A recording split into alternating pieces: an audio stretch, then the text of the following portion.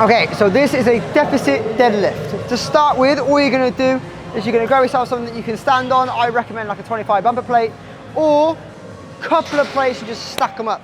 Essentially, all you're doing is trying to make a false deficit in the floor, meaning when you go over, you can get more done on the stretch.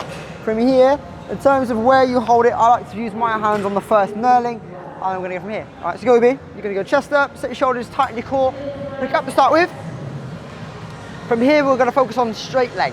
So from here, I go chest up, set my shoulders, push my bum to the back of the room, and I'm going to keep going, it's like a deadlift, until the bumper plates hit the floor.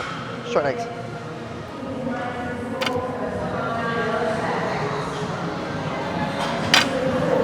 Sit chest.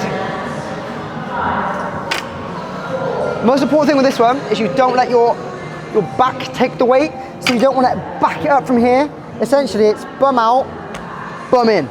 From here, set your chest, bum out, bum in. From the side, if I quickly wheel him around. Let's go from here. So we're gonna go chest, set, shoulders back and down, straight leg, sit, up. Bum out, bum out, bum out, bum out, bum in. Have a go.